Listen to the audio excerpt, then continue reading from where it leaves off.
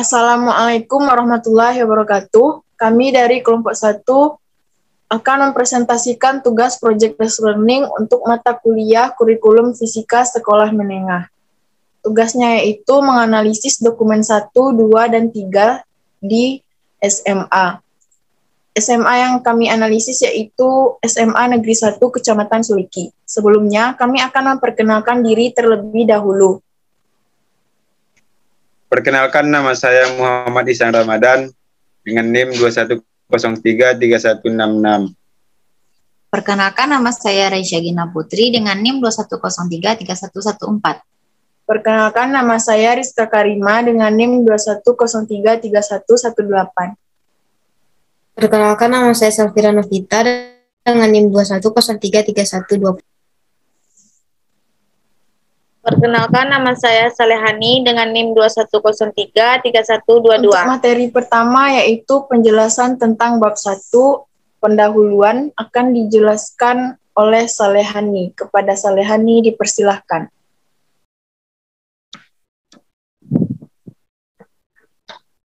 Terima kasih moderator. Saya Salehani akan menjelaskan tentang bab 1 yang pertama yaitu latar belakang.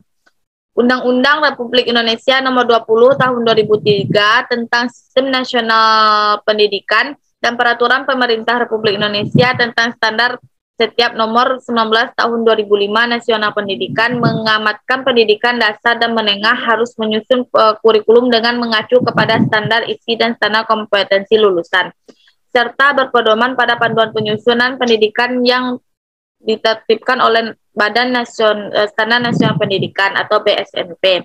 Kurikulum tingkat satuan pendidikan KTSP adalah kurikulum operasional yang disusun dan dilaksanakan di masing-masing satuan pendidikan, berfungsi sebagai pedoman penyelenggaraan kegiatan pembelajaran untuk mencapai tujuan pendidikan tersebut. Tujuan tersebut ini meliputi tujuan pendidikan nasional serta kesesuaian dengan kekhasan, kondisi, dan potensi daerah, satuan pendidikan nasional, dan peserta didik.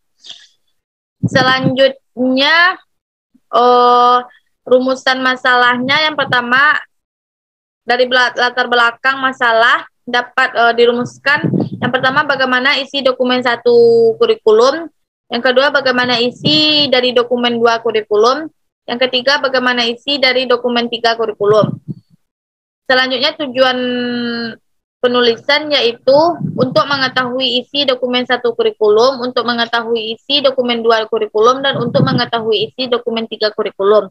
Manfaat penulisan bagi guru, laporan ini dapat menjadi bahan pertimbangan bagi sekolah dan guru tentang dokumen KTSP yang harus ada di sekolah menengah yang digunakan sebagai acuan atau pedoman dalam kegiatan pembelajaran di dalam kelas.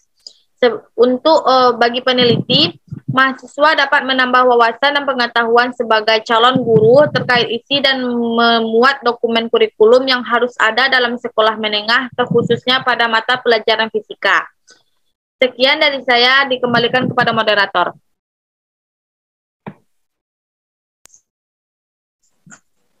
Selanjutnya yaitu bab 2, kajian teori akan dijelaskan oleh Raisya Gina. Kepada Raisya Gina dipersilahkan.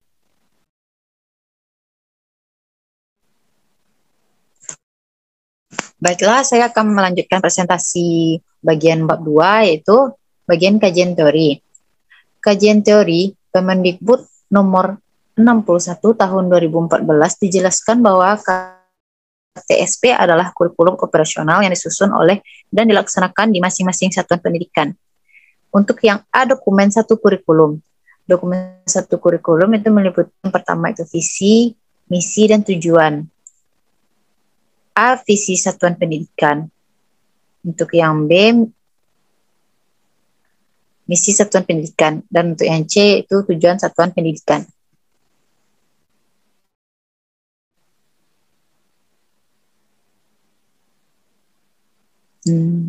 Untuk yang kedua, itu rancangan strategi sekolah. Rencana strategi sekolah merupakan suatu proses yang berorientasi pada hasil yang ingin dicapai dalam kurun waktu tertentu dengan memperhitungkan potensi, peluang, dan juga kendala yang mungkin timbul.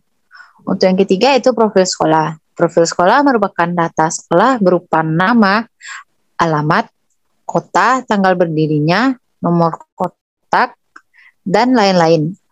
Adapun format profil sekolah yaitu sebagai berikut. Yang pertama itu identitas sekolah. Yang kedua itu visi dan misi sekolah. Yang ketiga kurikulum. Yang keempat guru dan staf. Dan yang kelima itu data siswa.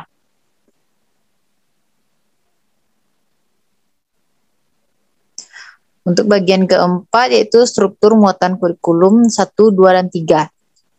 Struktur kurikulum pada pendidikan dasar dan pendidikan menengah dibagi menjadi 2 kegiatan utama, yaitu yang pertama pembelajaran intrakurikuler dan yang kedua itu proyek penguatan profil pelajar Pancasila. Bagian yang kelima itu struktur muatan kurikulum. Yang pertama itu muatan nasional. Muatan kurikulum pada tingkat nasional terdiri atas kelompok mata pelajaran A, kelompok mata pelajaran B, dan khusus untuk SMA, MA, SMK, atau MAK, ditambah dengan kelompok mata pelajaran C atau peminatan, termasuk bimbingan konseling dan ekstrakurikuler wajib pendidikan kepramukaan. 2 yaitu muatan lokal.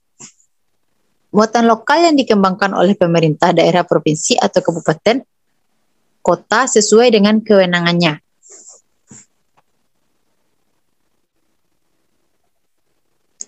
Bagian keenam yaitu struktur pengembangan diri. Terdiri dari kegiatan ekstrakurikuler pilihan, dan kegiatan pembiasaan. Bagian yang ketujuh yaitu struktur pendidikan kecakapan hidup. Pendidikan kecakapan hidup ialah sejumlah komponen yang dikembangkan secara integratif. Terdiri dari langkah-langkah sistematis, aplikasi hasil pemikiran, latihan, serta berbagai strategi untuk membekali para pelajar untuk pembelajaran agar memiliki kecakapan hidup atau life skill. Bagian yang kedelapan yaitu struktur pendidikan berbasis keunggulan lokal dan global. Terbagi atas 3 yaitu yang pertama pengintegrasian dalam mata pelajaran, yang kedua itu mata pelajaran muatan lokal, dan yang ketiga itu mata pelajaran keterampilan.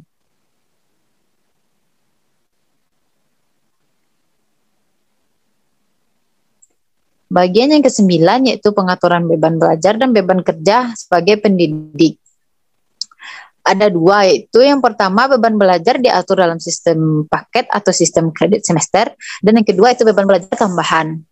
Bagian yang ke-10 yaitu penentuan ketuntasan belajar. Salah satu prinsip penilaian pada kurikulum berbasis kompetensi adalah menggunakan acuan kriteria, yakni menggunakan kriteria tertentu dalam menentukan kelulusan peserta didik. Kriteria paling rendah untuk menyatakan peserta didik mencapai ketuntasan dinamakan dengan kriteria ketuntasan minimal atau disebut juga dengan KKM. Untuk bagian yang ke-10 yaitu penentuan kenaikan kelas dan kelulusan. Peserta didik SMP dinyatakan apabila memenuhi syarat. Yang pertama yaitu menyelesaikan seluruh program pembelajaran dalam 2 semester pada tahun pelajaran yang diikuti. Yang kedua yaitu deskripsi sikap baik sesuai dengan kriteria yang ditetapkan oleh satuan pendidikan.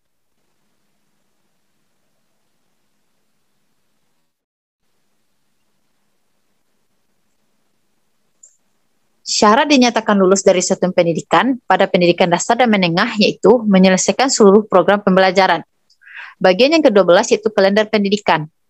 Kurikulum satuan pendidikan pada setiap jenis dan jenjang diselenggarakan dengan mengikuti kalender pendidikan. Yang pertama itu permulaan tahun ajaran, yang kedua pengaturan waktu belajar efektif, dan yang ketiga itu pengaturan waktu libur.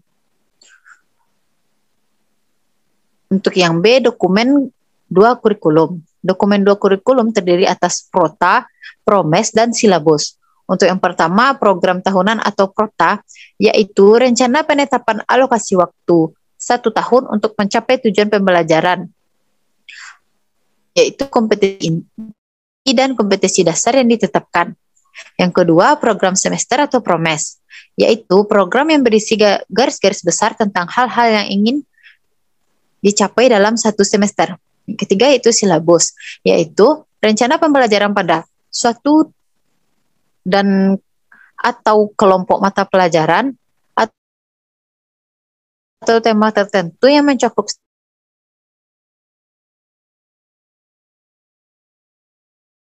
standar kompetensi dan penilaian, alokasi waktu, dan sumber belajar.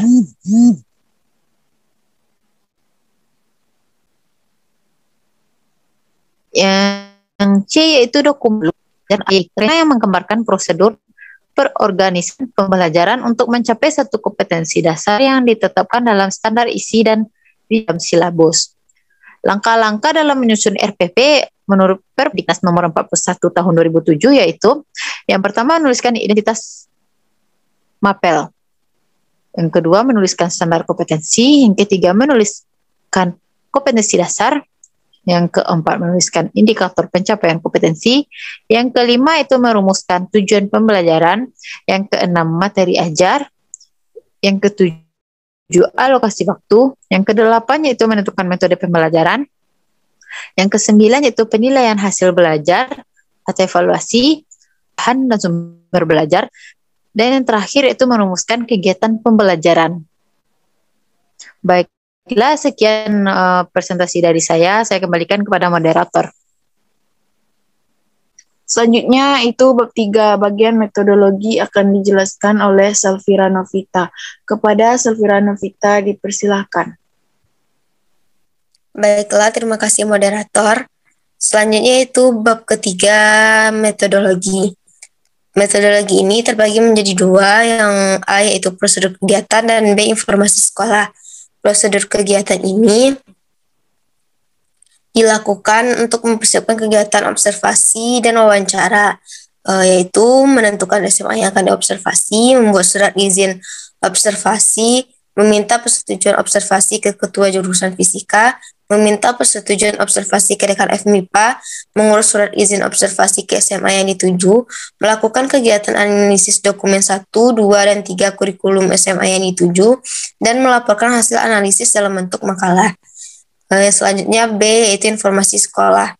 Nama sekolah SMA Negeri 1 Kecamatan Suliki, NPSN 10 30 11 81, NSS 30 11 30 80 30 01, alamat Jalan Tan Malaka, Limbanang, Kecamatan Suliki, Kabupaten 50 Kota, Sumatera Barat, telepon 0752 97129, kepala sekolah DRS Eriswandi MPD, serta visi dan misi.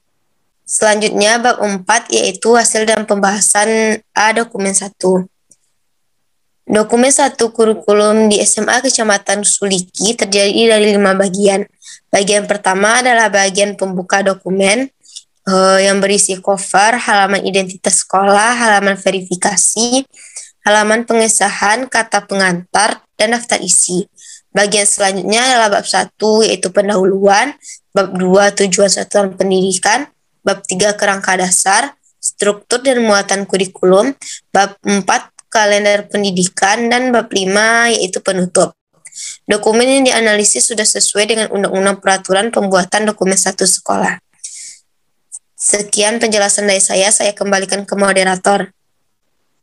Selanjutnya pembahasan dokumen 2 dan 3 akan dijelaskan oleh Ihsan. Kepada Ihsan dipersilahkan. Baiklah, terima kasih moderator. Selanjutnya dokumen 2. Dokumen 2 ini berisi tentang prota, promes, silabus, dan RPP. Berdasarkan dokumen yang diberikan, terdapat prota dan promes untuk kelas 11 saja. Yang pertama, program tahunan atau prota. Program tahunan SMA 1 Kecamatan Suliki memuat identifikasi satuan pendidikan, mata pelajaran, kelas atau semester, dan tahun pelajaran. Memuat kompetensi inti, kompetensi data dasar, dan alokasi waktu untuk setiap kompetensi dasar dalam 1 tahun.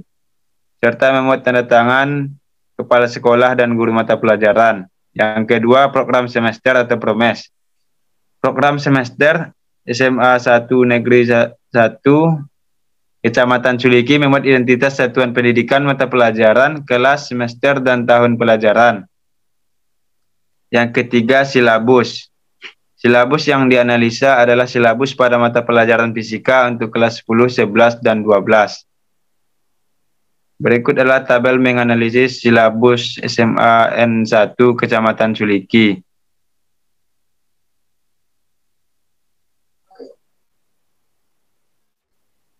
Dokumen 3. Dokumen 3 kurikulum adalah RPP, yaitu Rencana Pelaksanaan Pembelajaran. Dokumen RPP ini terdiri dari seluruh mata pelajaran dari kelas 10 sampai kelas 12. Namun yang akan dibahas hanyalah RPP untuk mata pelajaran fisika pada kelas 10, 11, dan 12. 1. RPP kelas 10. Berikut adalah tabel analisis RPP kelas 10 SMA Negeri 1 Kecamatan Suliki,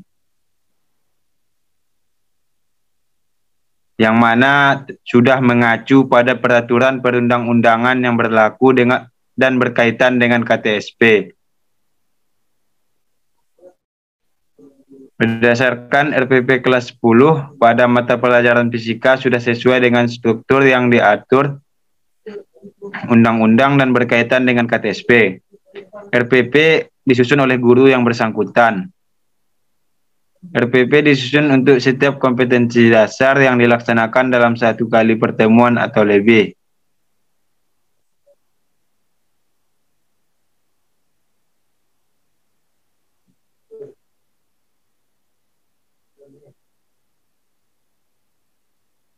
Yang kedua, RPP kelas 11. Berikut adalah tabel mengenai analisis RPP kelas 11 SMA N1 Kecamatan Suliki, yang mana tabel tersebut telah mengacu pada peraturan perundang-undangan yang berlaku dan berkaitan dengan KTSP. Berdasarkan RPP untuk kelas 11 pada mata pelajaran fisika sudah sesuai dengan struktur RPP disusun oleh guru yang bersangkutan. Komponen RPP ini tersusun dari identitas mata pelajaran, kompetensi inti, kompetensi dasar, indikator pencapaian kompetensi, tujuan pembelajaran, materi ajar, alokasi waktu, metode pembelajaran, kegiatan pembelajaran, atau pendahuluan, inti, penutup, penilaian hasil belajar, dan sumber belajar. RPP kelas 12. Berikut adalah tabel mengenai analisis RPP kelas 12 SMA N1 Kecamatan Suliki, dan juga mengacu pada peraturan perundang-undangan yang berlaku dan berkaitan dengan KTSP. Berdasarkan RPP untuk kelas 12 pada mata pelajaran fisika sudah sesuai dengan struktur yang diatur undang-undang dan berkaitan dengan KTSP.